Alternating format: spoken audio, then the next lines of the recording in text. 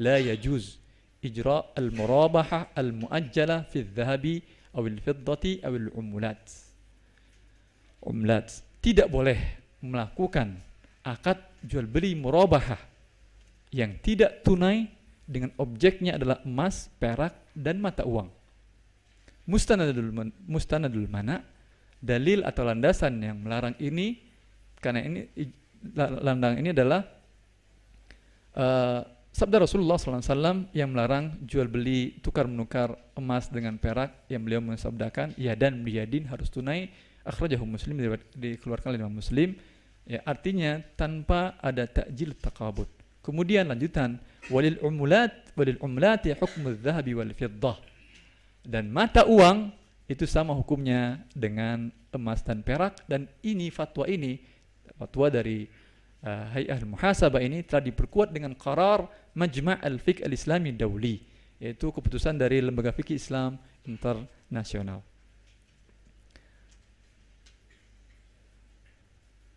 Ada waktu 5 menit lagi ya. Kemudian dalam akad murabahah ini, murabahah yang tidak tunai berarti akadnya adalah akad hutang. Tidak boleh dikenakan denda, tidak boleh dikenakan ta'wid atau ganti rugi. Ya. Ganti rugi atas keterlambatan orang yang berhutang ini membayar hutangnya yang menyebabkan kerugian kepada orang yang dihutangi. Tidak boleh. Namun Dewan Syariah dalam fatwa nomor 54 tahun 2006 mengatakan ta'wid, tapi kasusnya ini dalam penerbit kartu ya, bukan dalam murabahah, tapi sama. Karena akad penerbit kartu adalah akad kartu kredit, akad hutang juga. Akad murabahah juga akad hutang.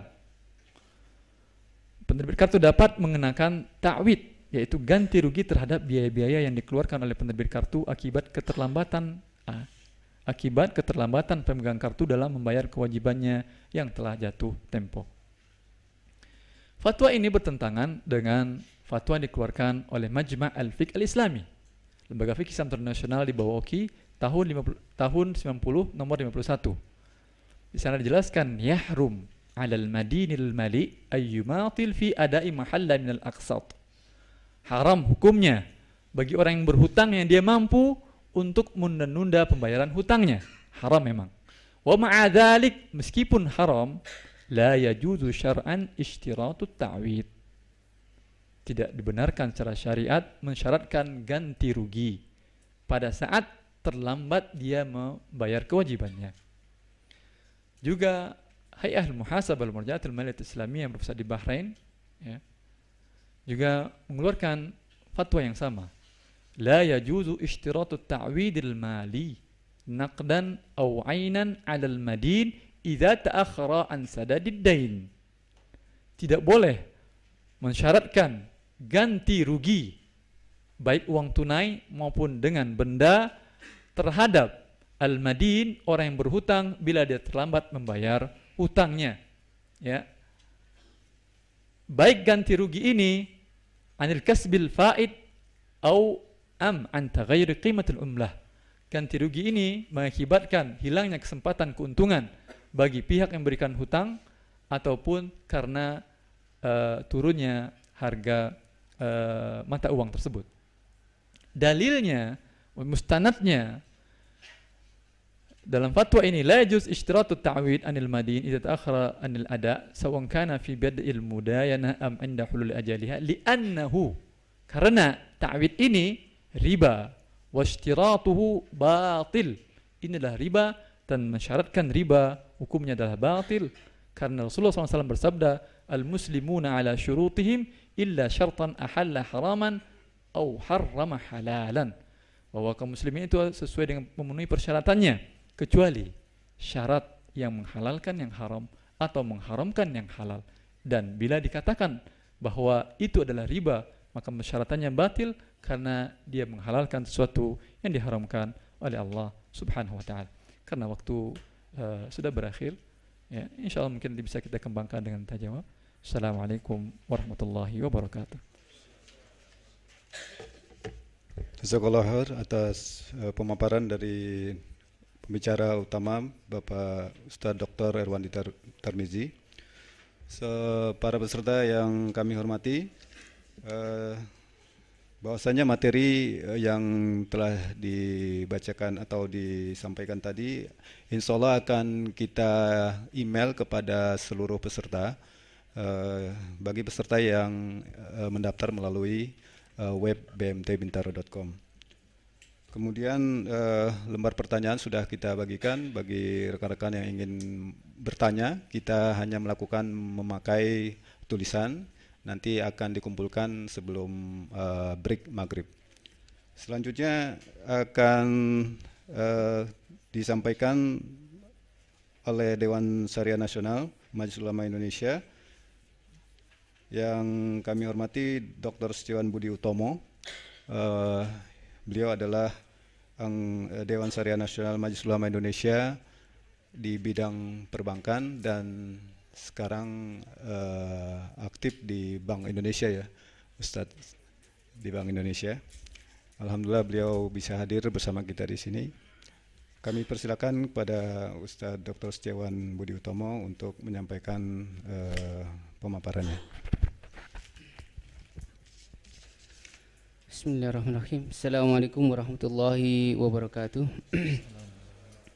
Yang saya cintai dan saya banggakan Dr. Irwandi Tarmizi, Irwandi Tarmizi, dan bicara yang lain, saudara sekalian yang dimuliakan Allah Subhanahu wa taala. Saya bahagia sekali sebenarnya ketika dibisikkan bahwa tolong dong di ASN ini saya yang mungkin kalau pimpinan tidak bisa, saya yang direkomendasi oleh Dr. Irwandi Tarmizi ini. Kenapa? Ini salah satu yang membuat barangkali mencairkan kebukuan keilmuan tafaqqufiddin selama saya sejak tahun 2000 di Bank Indonesia itu berkutat dengan ngatur ngawasin bank syariah. Selain mingguan kita ada rapat di Dewan Syariah Nasional, juga di Komisi Fatwa Majelis Ulama Indonesia, saya anggota di situ juga. Majelis seperti ini bagi saya pribadi itu sangat positif, bagus, dan buku yang dikarang oleh Dr. Irwandi Tarmizi ini bagi saya menjadi masukan yang sangat berharga, bagus sekali, menjadi bahan untuk kita terus gitu ya dalam menentukan halal dan haram. Meski sebenarnya ini adalah, kalau saya baca, memang perjalanan penelaahan pribadi beliau yang selama studi ya di Riyadh. Saya jadi ingat kakak kandung Dr. Muhammad Muinuddinillah yang sekarang di Solo, senior beliau di Jamiah Imam juga. Ini saya lama diskusi dengan kakak saya sendiri, dengan Dr. Irwandi juga melalui jarak jauh, dan waktu itu juga tahun 2008 kalau saya nggak ingat ya, saya juga akan ke Saudi untuk diskusi masalah-masalah mengenai muamalat Islamiyah ini. Namun karena satu dan lain hal batal. Tapi saya tangkap satu hal yang penting di sini adalah beliau ini istiqomah konsisten gitu ya, dengan penelaahan kritis terhadap fatwa Dewan Syariah Nasional, sebagaimana saya juga dengan Dr. Muhammad Muin tadi saya panjang diskusi. Dan meski begitu, kalau ini penelaahan pribadi memang boleh saja menjadi dirasah itu, dan masukan penting juga bagi Dewan Syariah Nasional. Dan dulu salah satu makalah Dr. Irwandi ini pernah dikirim ke saya waktu itu, dan kita diskusikan juga di Dewan Syariah Nasional. Namun satu hal barangkali proses yang perlu saya sampaikan adalah proses pengambilan fatwa Dewan Syariah Nasional itu memang melibatkan banyak pihak, banyak kepala kolektif dari Badan Pelaksana Harian, Pleno, dan di situ juga kita undang juga dari akademisi. Tidak menutup kemungkinan ke depan juga kita juga undang nih Dr. Irwandi Tahir selaku dari akademisi mungkin ya, atau dari teman-teman lain yang memang sedang dan masih dan selalu bergairah untuk tafaqqufiddin. Saya jadi ingat Umar bin Khattab pernah mengatakan rahimahullah, la yabi' fi suqina illa man yatafaqqa atau man yafqah wa illa akal riba sya'a aba atau sya'a wa aba. Artinya meski ada hadis yang itu adalah disangsikan kesahihannya mengenai satu zaman akan datang zaman suatu masa nanti di akhir zaman di mana orang menghalalkan jual beli riba itu dengan mengatasnamakan yastahilluna riba bismi al-bai'. Nah, ini ada substansi yang sama sebenarnya. Kalau nggak hati-hati memang akan disalah praktekkan. Di buku ini saya lihat ada beberapa bias memang, tapi overall secara kulinya ini bagus. Ini satu juhud yang kita harus masykur, yang harus dihargai.